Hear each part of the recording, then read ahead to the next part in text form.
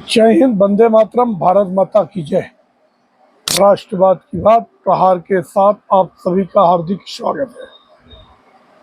दोस्तों, विपक्ष के लाख प्रयासों के बाद भी इतना प्रोपोगंडा 6 महीने से मचाया गया और जमीयत उलेमा हिंद और all India Muslim personal law board के धमकियों के बाद मौलाना रजा सबने अपनी पूरी कोशिश कर ली और बाद में ओवैसी और सभी नेताओं ने बहुत हड़काने की भी कोशिश की कि चंद्रबाबू नायडू, नीतीश कुमार, चिराग पासवान और जयंत चौधरी, इन चारों को मुस्लिम समाज जीवन में माफ नहीं करेगा। मतलब इतना बुरा फंसाने की कोशिश की है और बिल के नाम पर, वक्फ बोर्ड बिल के नाम पे इतना गुमराह करने की कोशिश की है, मगर आखिरकार परसों लोकसभा में 2 बजे 2:30 बजे कानून पारित हो गया और कल राज्यसभा में भी 2-2:30 बजे कानून पारित हो गया। अब कांग्रेस ने क्या किया कि जब लोकसभा में बिल पारित हो गया तो राज्यसभा के लिए अलग रणनीति बनाई और जितने मुस्लिम सांसद हैं राज्यसभा के, उनको आगे लाया गया। अब नासिर हुसैन, उसके बाद इमरान प्रतापगढ़ी। नासिर हुसैन ने कहा कि जो वक्फ बोर्ड बिल बना था उसमें कोई खामियां नहीं थी और अब जो वक्फ बोर्ड बिल का जो अमेंडमेंट आया है, इससे ये हमारी मस्जिदें, हमारे मदरसा, हमारी दरगाहें सब हमसे छीनना चाहते हैं। वहीं इमरान प्रतापगढ़ी ने बड़े तेरे सराहने अंदाजे में उन्होंने कहा कि जब अंडमान निकोबार के जेल में अशफाकुल्ला खान और कौन कौन मर गए और पैंटन टैंक चला के बीर अब्दुल हमीद मर गए और जो दिल्ली के कब्र में मौलाना कलाम आजाद, जो कि मुसलमानों को पाकिस्तान जाने से रोक दिया, अब उनकी दरगाहें वो मजारों में से अपने बेगुनाही की साबूत देंगे। इसके बाद अनेक बातें इमरान प्रतापगढ़ी ने कहा कि ये सरकार जुल्म की सितम हमारे घरों को बुलडोज करती है, हमसे हमारा मकबरा, मस्जिद, मजारे छीनना चाहती है और ये सब छीन के अपने धन्ना सेठों को देना चाहती है। फिर बाद में इन सब का करारा जवाब दिया सुधांशु त्रिवेदी ने। उन्होंने कहा कि ये जो कानून लाए हैं मोदी जी, इससे गरीब, मुजलिम, मजलूम, बेसहारा और जितने भी यतीम मुस्लिम हैं, पसमानदा मुस्लिम हैं, इसके बाद दलित मुस्लिम हैं, इन लोगों को न्याय मिलेगा। और एक बात और कहा सुधांशु त्रिवेदी ने कि ये बार बार एक ही बात कहते हैं कि सभी का खून शामिल है इस मिट्टी में, क्या हिंदुस्तान किसी के बाप का है?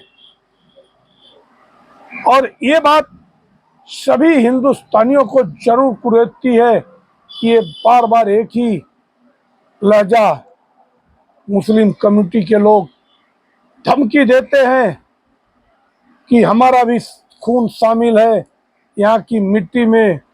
हिंदुस्तान क्या किसी के बाप का है? तो इसका जवाब दिया सुधांशु त्रिवेदी ने। उन्होंने कहा जिन्होंने मुल्क को आजाद करने के लिए अपना खून दिया और बदले में कुछ लिया नहीं, आज ये हिंदुस्तान उनके बाप का है। ये सभी हिंदुस्तानियों को ये वीडियो जरूर देखना चाहिए कि अगर तुम्हारे अब्बा ने उस आजादी के बदले में समझौता कर लिया, जबकि हमारी हिंदुस्तान की सीमाएं कहां तक थी, मगर मां भारती को खंडित करके पहले ईरान इराक बना दिया, सीरिया बना दिया, आज उनकी हालत देखो, म्यांमार बना दिया। ये सब हमारी सीमाएं थी। पाकिस्तान बना दिया, तो जिसके अब्बू ले लिए पाकिस्तान, अब हिंदुस्तान उनके बाप का नहीं है। दोस्तों, अब ये जो कदम मोदी सरकार ने उठाया है, खासतौर से एनडीए के समर्थन, मैं ये नहीं कहूंगा कि ये क्रेडिट सिर्फ मोदी और बीजेपी को जाना चाहिए। इस क्रेडिट में अपनी कुर्बानी देकर नीतीश कुमार ने बड़ा दिल दिखाया। आज उनकी पार्टी के 2-3 कासिम खान, जमा खान, कौन कौन है खान, 2-3 ने इस्तीफा दे दिया। अभी तो आगे भयंकर हंगामा उफान उठने वाला है।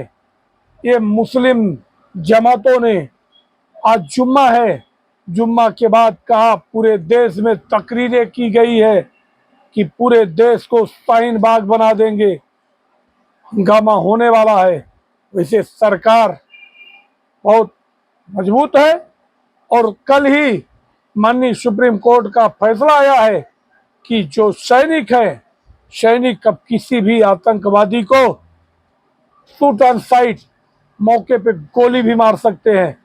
और जो चाहते हैं ये लालू के लाल और पप्पू भाई, मियां पप्पू खान और तेजस्वी और अखिलेश यादव, ये चाहते हैं कि मुसलमानों की लाश गिरे, और लाश गिरे तो मैं यहाँ से मानव आयोग तक, पूरे यूएन तक जाके छाती पीटने को मौका मिल जाएगा, जैसा अभी तक एक उसका इखलाक खान का मुद्दा हमेशा उठते रहता है, और जैसे गुजरात के बिल्किस बानो का, बाकी और लड़कियों का रेप हो रहा, उसके रेपिस्ट छूट जाते हैं, उसकी कोई चर्चा नहीं होती है। यही जब निर्भया कांड हुआ था दिल्ली में, उसके रेपिस्ट मुस्लिम को केजरीवाल ने एक सिलाई मशीन दिया था, 10,000 रुपया दिया था, इसकी चर्चा आज तक किसी मीडिया में नहीं हुई और न तो दोगले राजनीतिक दलों ने कभी किया। मगर एक बिल्किस बानो, जिसके आरोपी 15-16 साल जेल काट के निकले हैं, यही इसके पहले सिख दंगों का मास्टरमाइंड सज्जन सिंह 40 साल से खुला सांड के जैसा घूम रहा था, कितनी बार मंत्री, क्या क्या नहीं बना कांग्रेस का। ये चर्चा ये इंडी अलायंस वाले नहीं उठाते हैं, जबकि आज जब वो सज्जन सिंह दूसरी बार फैसला रीओपन हुई उसकी फाइल, तब वो जाके जेल गया है, आजीवन कारावास हुआ है 2-2 मामले में। दोस्तों, हम किसी भी गलत व्यक्ति का डिफेंस नहीं करते, हमारा एक खुद का मूलभूत सिद्धांत है, हम अपने सिद्धांतों में कोई समझौता नहीं करते। मगर ये जो वक्फ बोर्ड बिल आया है, ये इसके परिणाम बहुत दूरगामी है, और मुस्लिम समाज जो बरसों से चला गया था, चाहे उसकी प्रॉपर्टी बहुत थी या कम थी, न तो उनको बहुत में भी कोई लाभ मिला और न कम थी तब भी कोई लाभ हुआ, उनका केवल शोषण हुआ। अब वक्फ बोर्ड बिल के माध्यम से अब कार्रवाई होगी और शुरुआत आज कर दिया है। मुंबई में किरीट सोमैया ने एक अवैध मस्जिद का निर्माण हुआ है, उसका डॉक्यूमेंट लेके जाकर और उसके डिमोलिशन की बात करते हैं। तो एक बात होगी कि गलत काम पे रोक लगेगा और दलितों को न्याय मिलेगा, दलित पिछड़े जो अल्पसंख्यक में है उनको न्याय मिलेगा और उनकी गरीबी खत्म होगी, तो गरीबी रेखा से ऊपर मिडिल क्लास में आएंगे।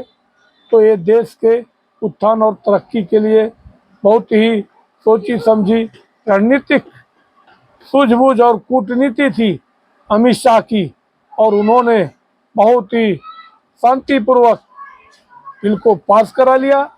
और अब एक दो दिन में राष्ट्रपति का मुहर लगने के बाद एक कानून बन जाएगा और एक कानून के लिए कह दिया अमित शाह ने कि ये हर किसी को मानने वाला कानून है, सबको मानना पड़ेगा।